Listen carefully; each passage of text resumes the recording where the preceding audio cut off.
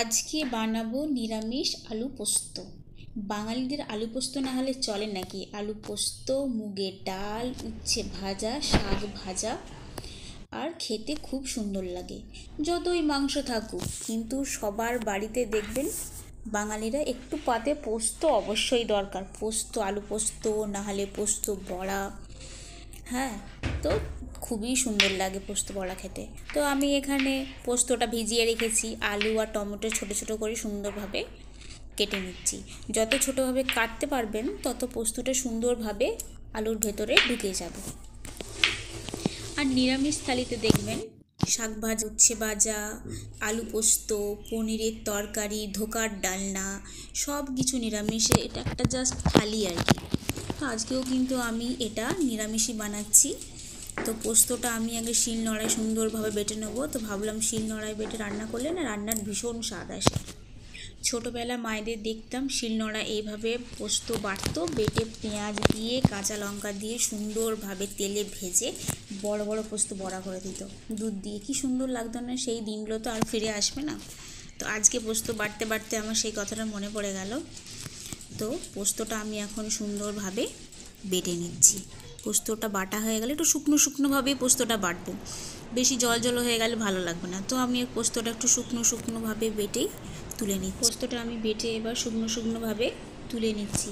আগেকার এই বিয়ে বাড়িতে দেখেছেন সবাই মিলে বসে বাড়িতে শুধু পোস্ত বাটা হতো, সবজি কাটতো, ওটাই আসল মজা ছিল, দেখতেও ভালো লাগতো। এখন তো আর সেই সব কিছুই নেই, ক্যাটারিং এসেছে। তো তেল গরম হয়ে গেছে, কড়াইতে আমি শুকনো লঙ্কা দিয়েছি, একটু পাঁচ ফোড়ন, একটু কালো জিরে দিয়ে পোস্ত করলে রান্নার খুব টেস্ট আসে। শুকনো লঙ্কা, পাঁচ ফোড়ন, কালো জিরে তেলে ফ্রাই হয়ে গেলে একটু খুন্তি দিয়ে সামান্য নাড়িয়ে নেবেন। তাহলে যে ঝাঁঝালো গন্ধটা সেটা বেরোলে আলুটা দিয়ে দেবেন, তাহলে এত সুন্দর গন্ধ আসে। তো আজকে আমি নিরামিষ বানাচ্ছি, ওই জন্য কড়াই কিছু দিলাম না। আলুগুলো সুন্দরভাবে একটু ভালোভাবে ফ্রাই করতে থাকবে।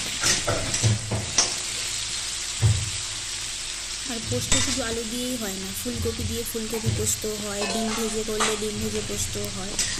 আর পোস্ত নিয়ে একটা তো বাঙালিদের আছে, বাংলার ঘটির মধ্যে পোস্ত লড়ালড়ি, কে কত সুন্দরভাবে পোস্ত বানাতে পারে ওই নিয়ে যে চলে। তো রান্না করতে করতে কত কথা আগে মনে পড়ে গেলো। ছোটোবেলায় পোস্ত নিয়ে লড়াই হতো বড়ার সাথে।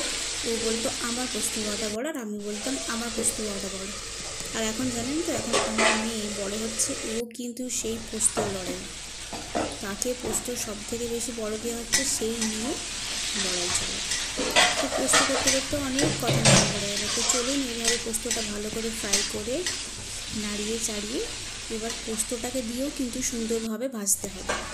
তো বেটে রাখা পোস্তটা আমি এবার আলুর ওপর দিয়ে দেবো, দিয়ে পোস্তটা সুন্দরভাবে নাড়তে থাকবো। পোস্তটাও কিন্তু ফ্রাই করতে হবে, পোস্তটা ফ্রাই না করে জল ঢেলে দিলে পোস্তটা মানে ঠিকঠাকভাবে হয় না। তো চলুন পোস্তটা দিয়ে এবার সুন্দরভাবে খুন্তি দিয়ে নাড়িয়ে চাড়িয়ে পোস্তটাকে ভালোভাবে ফ্রাই করতে থাকবো। গ্যাসটা কমিয়ে দিয়ে পোস্তটাকে এইভাবে 5-10 মিনিট সুন্দরভাবে নাড়িয়ে চাড়িয়ে হালকাভাবে ফ্রাই করতে হবে। হ্যাঁ, সুন্দরভাবে নাড়াতে নাড়াতে পোস্ত একটা হালকা ভাজা ভাজা গন্ধ আসবে। তখন পোস্ততে হলুদ দেবেন, কাশ্মীরি লঙ্কার গুঁড়ো দেবেন, সামান্য জল দিয়ে সেদ্ধ হতে বসিয়ে দেবেন। তো আমি এরকমভাবে 5-10 মিনিট পোস্তর সাথে এরকম হালকা ফ্রাই করে নিলাম। এরপরে আমি হলুদ গুঁড়ো দেবো, হলুদ গুঁড়ো দিয়ে নাড়তে হবে। চলুন হলুদ গুঁড়োটাকে দিয়ে দিই।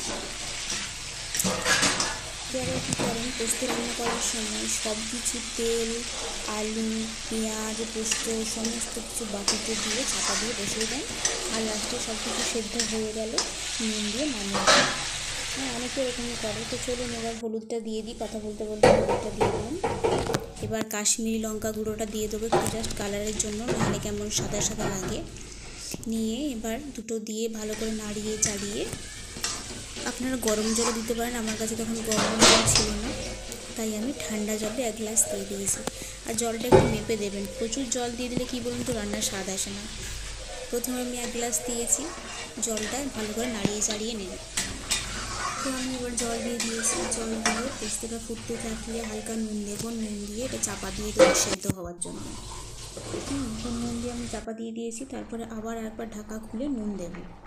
নুন দিয়ে পোস্তটা আমি চাপা দিয়ে সেদ্ধ হতে দেবো। প্রথমে ফ্রাই করার সময়ও কিন্তু আমি নুন দিয়েছিলাম, তারপরে আবার একটু হালকা একটু নুন একটু চিনি দিয়ে দিলাম ব্যালেন্স করার জন্য। এরপর আমি এটা করতে করতে চাপা দিয়ে দেবো সেদ্ধ হওয়ার জন্য।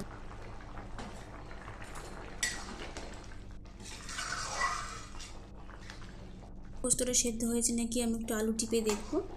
এই দেখলাম পোস্তটা সেদ্ধ হয়ে গেছে, তো আমি গ্যাসটা বাড়িয়ে দিয়েছি। এবার পোস্তটা ভালোভাবে ফুটে যাক, ফুটে গেলে নাড়াতে থাকবো যাতে তলায় পোস্তটা লেগে না যায়। তো এইভাবে 5-10-15 মিনিট আপনাকে এরকমভাবে নাড়তে হবে। তো দেখুন এটা খুব সুন্দর কালারে এসে গেছে আর খুব সুন্দরভাবে এটা ফুটছে। তো একদম জলটা কমে গেলে বারে বারে নাড়াতে হবে যাতে তলায় না লেগে যায়, এইভাবে নাড়াতে থাকুন।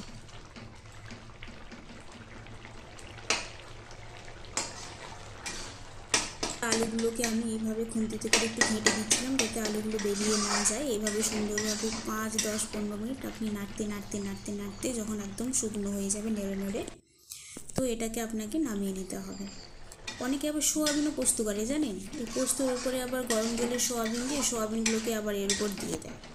তো সোয়াবিন পোস্ত খেতে কেমন লাগে আমি জানি না, তো সোয়াবিন দিয়ে দেয়, পটল দিয়ে দেয়, ফুলকপি দিয়ে দেয়, তো সবাই এরকমভাবে দিতে থাকে। চলুন পোস্তটা নামিয়ে নিই। এবার একটু সামান্য কাঁচা তেল দিয়ে গরম গরম ভাতের সাথে পরিবেশন করুন নিরামিষ আলু পোস্ত। কেমন লাগলো আমাকে অবশ্যই জানাবেন। Tata, thanks for watching.